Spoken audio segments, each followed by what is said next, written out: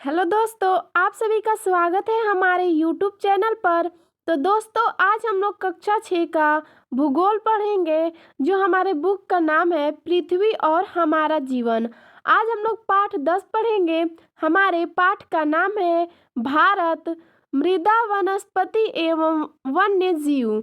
तो आज हम लोग प्रश्न उत्तर देखेंगे। तो चलिए पहला प्रश्न देखते हैं। निम्नलिखित प्रश्नों के उत्तर संक्षेप में दीजिए। इसमें क नंबर प्रश्न है, भारत में पाई जाने वाली मिट्टियों के नाम लिखिए। तो इसमें उसका उत्तर हो जाएगा जलोढ़ मृदा, काली मृदा, लाल पीली मृदा, लेटराइट मृदा, मरुस्थलीय या शुष्क मृदा, पर्वतीय मृदा। तो देखिए इसमें दोस्तों कि मृदा बार बार दिया है, यानी कि मृदा का मतलब होता है मिट्टी। ठीक है, चलिए ख नंबर देखते हैं। सदाबहार वनों एवं मानसूनी वनों में क्या अंतर है। तो अब हम लोग देखेंगे कि सदाबहार वन एवं मानसूनी वन में क्या अंतर है।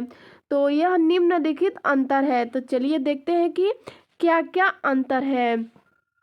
तो सदाबहार वन पहले देखेंगे।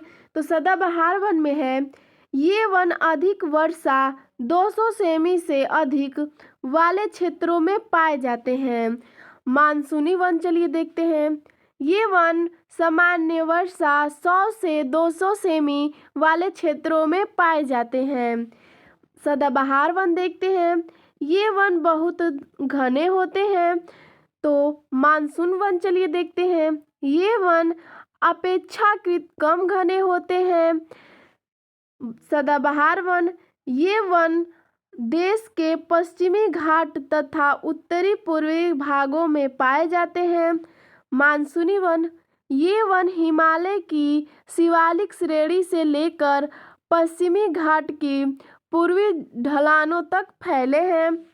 सदाबहार वन, इन वनों में के वृक्ष वर्षा के अलग अलग समय में अपनी पत्तियां गिराते हैं, जिससे ये वन हमेशा हरे भरे दिखाई देते हैं। मानसूनी वन, इन वनों के वृक्ष वर्षा के एक निश्चित समय, अधिकांशतः ग्रीष्म ऋतु में अपनी पत्तियां गिराते हैं।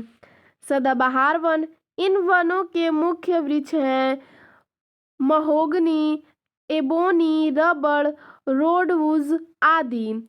तो मानसूनी वन चलिए देखते हैं। इन वनों के मुख्य वृक्ष हैं सागवान, साल, आमसून, पीपल, नीम, शीशम, सहतूत आदि। तो दोस्तों चलिए आगे प्रश्न देखते हैं। ग नंबर है, आपके क्षेत्र में किस प्रकार की वनस्पति पाई जाती है, मुख्य वृक्षों के नाम भी लिखिए। तो इसका उत्तर हो जाएगा, हमारे क्षेत्र में मानसूनी वनस्पतियां पाई जाती हैं।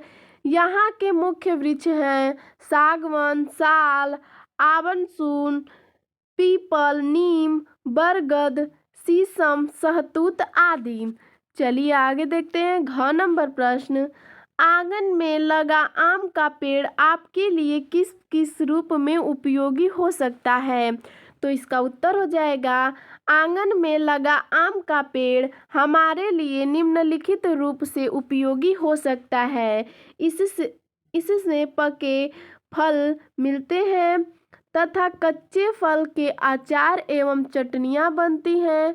सूखी लकड़ियों का उपयोग हवन में तथा ईंधन के रूप में करते हैं। इनके पत्तों यानी कि पल्लवों का उपयोग पूजा पाठ में होता है। इनके आंगन में होने से आसपास का वातावरण भी स्वच्छ रहता है। तो मैं इसे बता देती हूँ एक बार और कि देखिए, अगर हम आम का पेड़ आंगन में लगाते हैं तो हमें पके फल मिलते हैं, और जो कच्चे फल रहते हैं उसके हम लोग अचार और चटनी भी बना सकते हैं, और जो उसकी सूखी लकड़ियाँ है वो हवन में तथा ईंधन के रूप में हम लोग ला सकते हैं, उसका प्रयोग कर सकते हैं। तथा जो उसकी पत्ती है उसको हम लोग पल्लव जो कहते हैं, उसको हम लोग पूजा पाठ में भी प्रयोग कर सकते हैं। और सबसे एक महत्वपूर्ण बात कि अगर हम लोग आम का पेड़ आंगन में लगाते हैं तो जो हमारे आसपास का वातावरण रहता है वह जो है स्वच्छ रहता है। चलिए अगला नंबर प्रश्न देखते हैं। किन्हीं 5 पालतू पशुओं से होने वाले लाभों को लिखिए। तो देखिए, पहले हम लोग देखेंगे कि पालतू पशु कौन कौन से हैं और उनसे क्या क्या लाभ है। तो चलिए देखते हैं। कुत्ता, आप लोगों ने तो कुत्ता का नाम सुना ही होगा। तो यह किस प्रकार हमें लाभ पहुंचाते हैं, चलिए देखते हैं। घर की रखवाली करता है। जो कुत्ता होता है वो घर की रखवाली करता है, इस प्रकार वह हमें लाभ देता है। गाय भैंस, तो ये जो गाय भैंस है वो हमें किस प्रकार लाभ देती हैं। तो देखिए, दूध प्राप्त होता है तथा गोबर का उपयोग खाद के रूप में होता है। तो जो गाय भैंस है उनसे हम लोगों को दूध प्राप्त होता है और गोबर का जो खाद के रूप में हम लोग प्रयोग कर सकते हैं। तो इस प्रकार इन लोगों से हमें लाभ मिलता है। बैल, बैल से हमें क्या लाभ मिलता है, खेती के काम में आता है। ये जो बैल है वो खेत का जो काम होता है उसमें काम आता है। बकरी, बकरी जो है वो दूध तथा मांस प्राप्त होता है। बकरी से हमें दूध और जो होता है मांस भी हम लोग प्राप्त कर सकते हैं।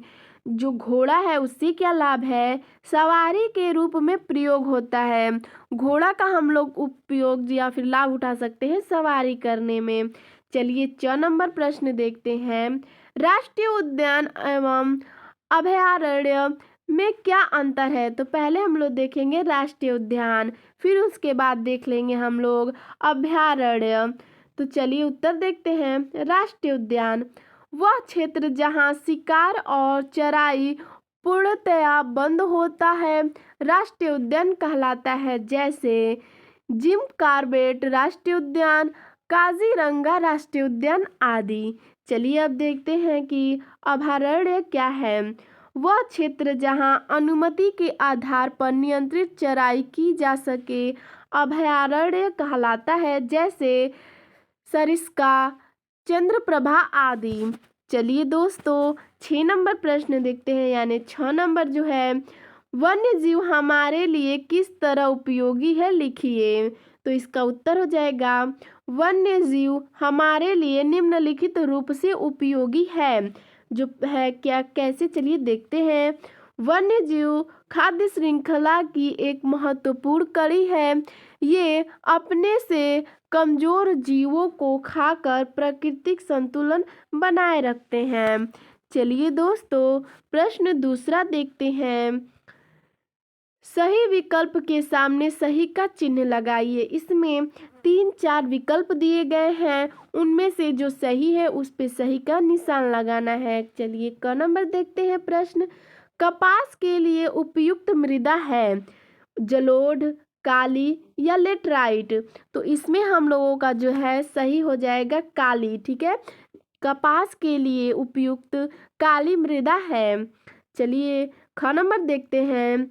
रबड़ किस प्रकार के वनों का मुख्य वृक्ष है, मानसूनी, सदाबहार, मरुस्थलीय या ज्वारीय। तो देखिए इसका हो जाएगा सही सदाबहार। ठीक है, चलिए आगे देखते हैं। ग नंबर, उत्तर प्रदेश में किस प्रकार के वन पाए जाते हैं।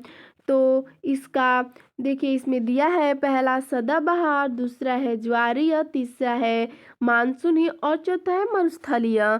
तो इसका सही जवाब हो जाएगा मानसूनी। ठीक है, चलिए घ नंबर देखते हैं। मरुस्थलीय वन की वनस्पति है चीड़, सुंदरी, चंदन या कैक्टस। तो देखिए इसका सही हो जाएगा कैक्टस, यानी कि जो मरुस्थलीय वन की वनस्पति होती है वो कैक्टस होती है। घ नंबर है प्रश्न, उत्तर प्रदेश में स्थित राष्ट्रीय उद्यान किसमें है, चलिए देखते हैं। सिमलीपाल या गिर में है या दुधुआ या राजाजी। तो देखिए इसका सही जवाब हो जाएगा दुधुआ। उत्तर प्रदेश में स्थित राष्ट्रीय उद्यान दुधुआ है। ठीक है, तो चलिए दोस्तों इसमें इतना ही प्रश्न उत्तर था। तो आपको यह वीडियो कैसा लगा हमें कमेंट में ज़रूर बताइएगा। धन्यवाद।